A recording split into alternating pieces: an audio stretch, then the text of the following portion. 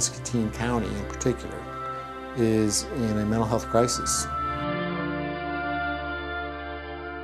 Our clients don't come with us usually with just one issue. They have their families, their family units have a multitude of issues. I'm very passionate about what I do. I like to think that I make a difference in a child's life. I like to think that I can prevent the abuse. We provide a safe place. A safe place. For women. For children. For families.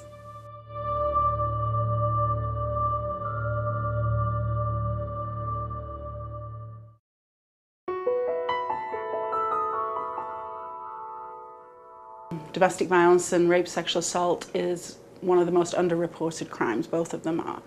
I think that in Muscatine County, because of all the work that we as a program have done with our collaborators, with the Muscatine County Sheriff's Office, the Muscatine Police Department, Department of Human Services, the schools, Department of Corrections, and the County Attorney's Office, all of those collaborations have instilled in the community and in the county of Muscatine that indeed, domestic violence and rape, sexual assault is taken very seriously when it's reported.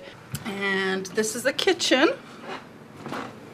And this is, communal. The kitchen and the living room and dining room and that are all communal. I remember particularly, it's probably about, 6-7 years ago, we had, unfortunately, in Muscatine County, a string of murders.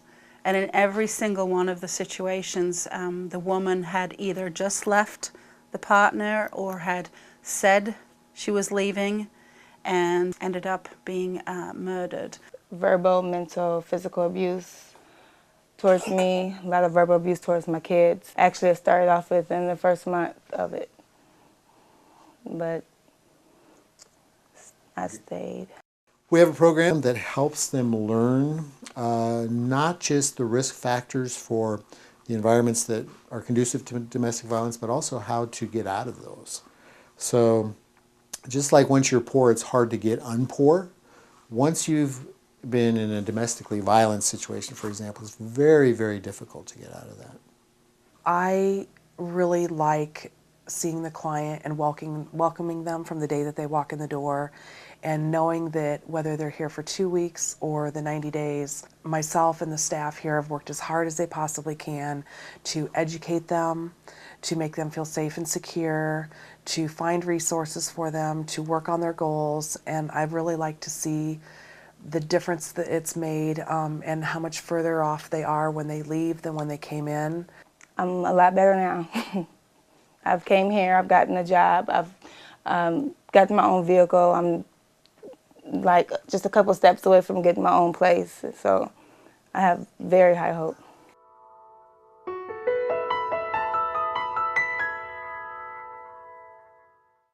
All right, just one more story. Sounds like you guys want more story. Yeah, because we like stories. All right.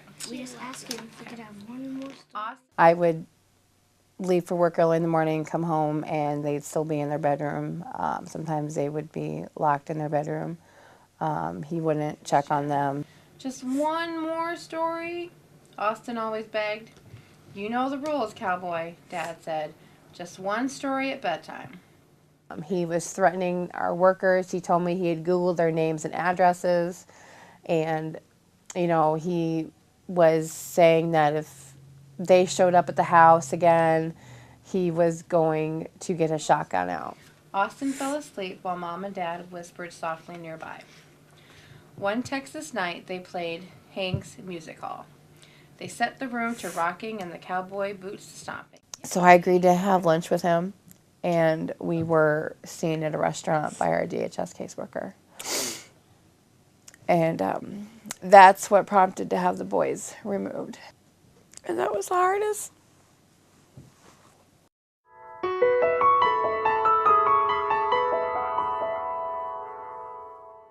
So that really really helped to just build my confidence and know that, I didn't have to be with someone who was going to treat me like that.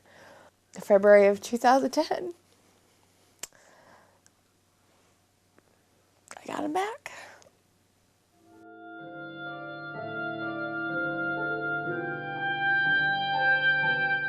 I've come a long way, and it's, a lot of it is due to the help I got from Family Resources.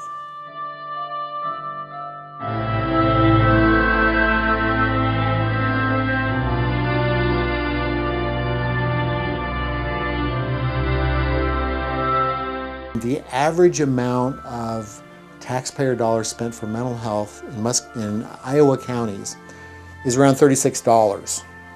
In Muscatine County, it's $3.33. 1/10.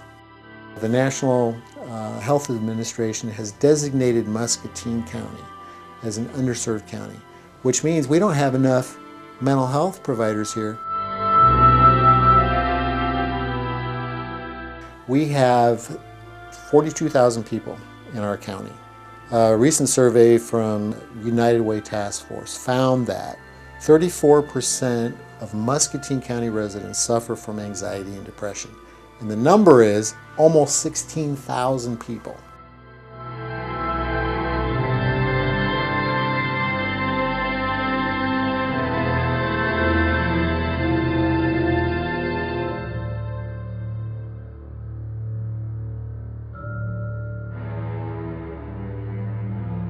Well, I think we have a huge role, not only because we are one of the few providers here in Muscatine. We are the only provider that accepts a sliding scale fee.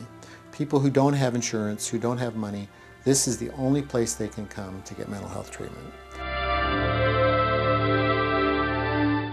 Well, I used to be a house painter.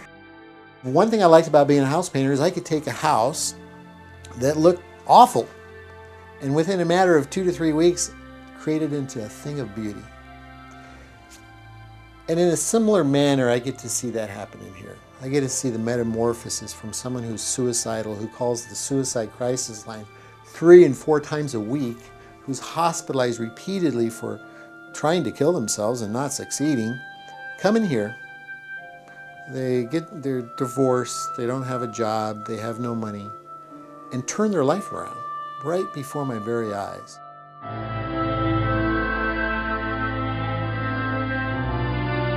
I think many of us who do this work have been touched by it in some way in our lives.